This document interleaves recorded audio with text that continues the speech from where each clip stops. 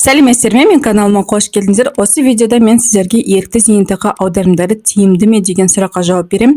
Яғни добровольный пенсионный взносы. Зейнетақы аударымдарының екі түрі болады. Ол ерікті зейнетақы аударымдары және міндетті зейнетақы аударымдар болып табылады. Ерікті зейнетақы жарнасы дегеніміз не? Салымшының зейнетақы қорына өзінің табысынан ерікті түрде аударатын ақшасы болып табылады.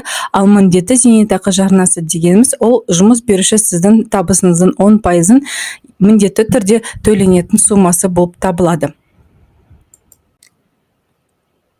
Ерікті зейнетақы жарналарын есебінен зейнетақы төлемдерін кімдер ала алады?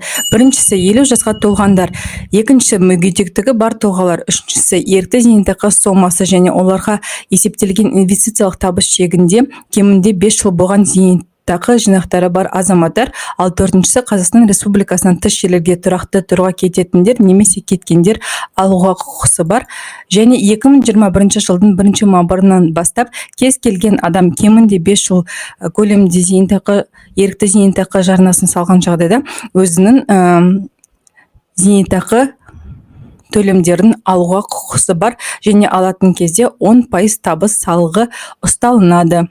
Зейнетақы салымшылардың саны көп емес, себебі небары 1,9 миллиард теңге ерікті зейнетақы жарнасы бойынша жинақ болып табылады. Бұл дегеніміз бар жоғы 45 мың адам және әрқайсының суммасы 50 мыңнан аспай тұр дегенді білдіреді. Яғни бұған екі себеп бар. Ерікті зейнетақы жүйесіне қатысуға құлшына қоймауының басты себептерінің бірі ол 10% салық төлеуі. Яғни сіз зейнет жасына толып немесе жаңағы 5 жылдық мерзіміңізді күтіп жаңағы зейнетақы төлемдеріңіз алу үшін 10% табыс салығын төлеуіңіз қажет. Екіншісі, ол ерікті зейнетақы жүйесіне қатысуда ынталандыру механизмдерінің жоқтығы. Мысалы, сіз депозитке ақша салған жағдайда сізге белгілі пайыз мөлшерінде вознаграждение беріп тұрады, яғни ынталандыратын механизм болады. Ал бұл ерікті зейнетақы жүйесінде бұндай шарттар қарастырылмаған. Міндетті және ерікті зейнетақы жинақтарынан бірдей мөлшерде табыс салығы ұсталынамы? Әрине, бірыңғай жинақтаушы зейнетақы қоры мен ерікті зейнетақы жинақтарының зейнетақы төлемдеріне бірдей мөлшерде 10% көлемде жеке табыс салығы салынады. Мысалға келтіре кетсек, сіз 20 жасыңыздан бастап 25 жасыңызға дейін ерікті зейнетақы салымшысы болдыңыз дейік. Яғни сіз 22 жылы сол салымшы ретінде өзіңіздің зейнетақы төлемдеріңізді алатын уақытқа келдіңіз делік. Яғни бұл қалай есептеледі? 1 жылдық минималды зейнетақы мөлшеріне есептеледі. 2022 жыл үшін 1 айлық минималды зейнетақы мөлшері 48.032 теңгеге тең болады. Осы сумманы біз 12-ге көбейтеміз. Сонда 576.384 теңгені құрайтын болады.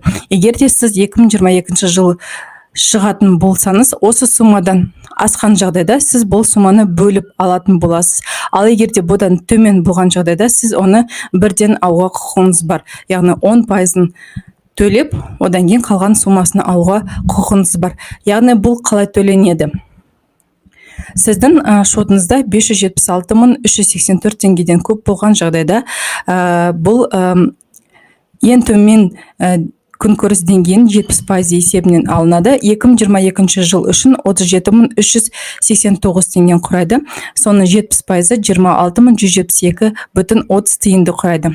Осы суммада, яғни 26.172.30 тиыннан сіз 576.384 теңге біткенге дейін алып отырасыз. Сау болыңыздар, мен каналыма тіркеліңіздер.